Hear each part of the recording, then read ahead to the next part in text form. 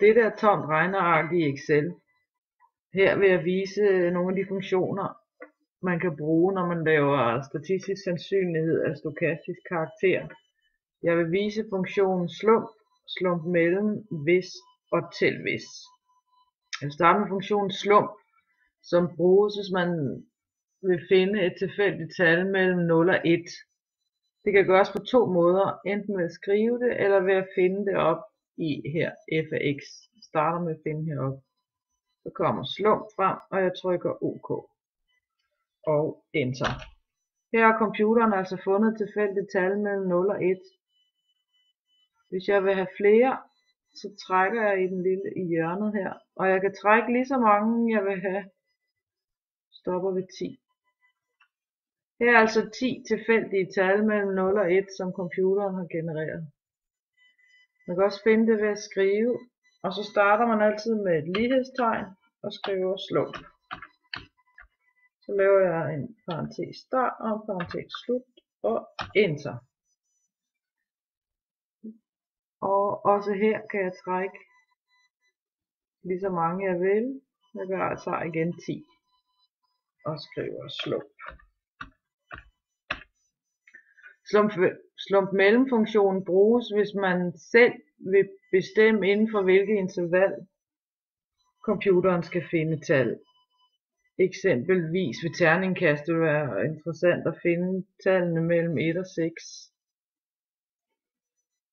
Og vi finder slump mellem og OK.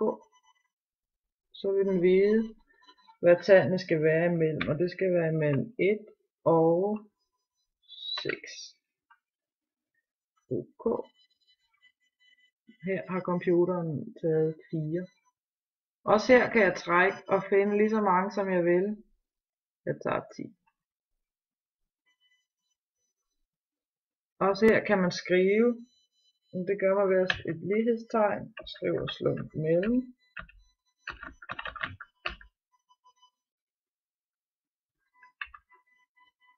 Et og et semikolon og 6.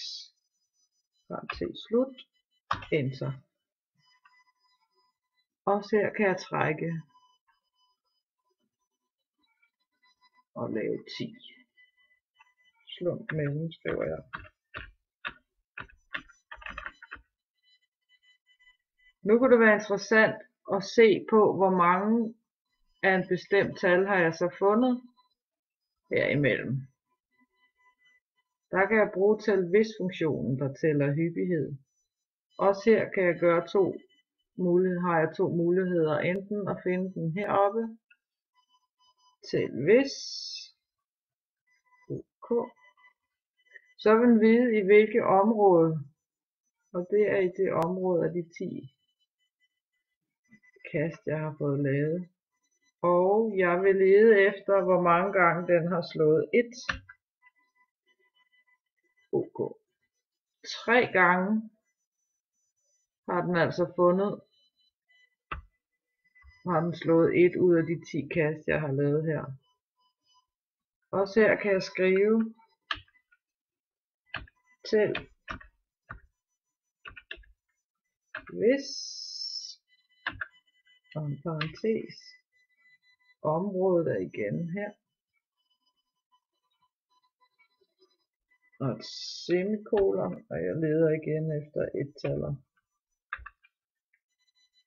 Enter. Her har den så fundet 3 tal. Så mangler vi hvis-funktionen. Hvis-funktionen undersøger, om et kriterie er opfyldt og returnerer en værdi hvis sand og en anden værdi hvis falsk. Jeg kunne tænke mig at undersøge, hvor mange kast der bliver med resultatet under 4, hvis jeg kaster 30 gange. Det kan også gøres både ved at finde den op i f af x og ved at skrive formlen. Jeg starter med at finde den op i f af x. Og jeg skal bruge hvis. Så vil den vide, hvad den skal gøre. Og den skal slumpe mellem. Og igen er det fra 1 til 6. Og de skal være mindre end 4. Og hvis værdien er sand, skal den kalde den A, og hvis værdien er falsk, altså over 4, skal den kaldes B. Første var et A. Så vil jeg gerne have 30 af dem. Trækker hen og trækker ned til 10. Så har jeg 30 i det hele. Nogle sande og nogle falske. Nu vil jeg gerne vide, hvor mange A'er jeg har, altså hvor mange værdier der er under 4. Så skal jeg have fat i min tæl hvis funktion.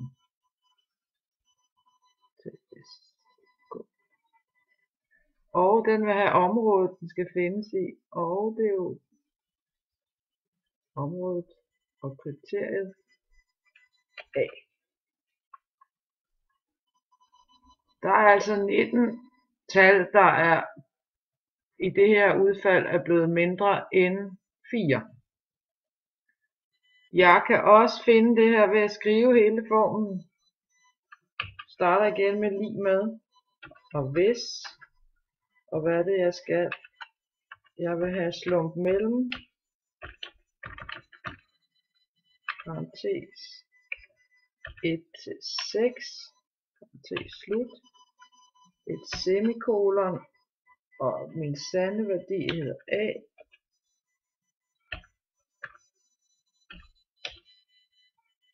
Parentes slut. Og jeg kan så igen finde 30. Nu har jeg så vist, hvordan man ved hjælp af slumpfunktionen kan finde et tilfældigt tal mellem 0 og 1. Jeg har vist, hvordan man med slump mellem kan finde et vilkårligt tal mellem et interval, man opstiller, i det her tilfælde mellem 1 og 6. Hvordan man ved hjælp af funktionen tæl hvis kan finde et udfald af en bestemt ting, man ønsker. Og med hvis-funktionen, hvordan man kan opstille et kriterie, som bliver returneret med henholdsvis en sand eller en falsk værdi.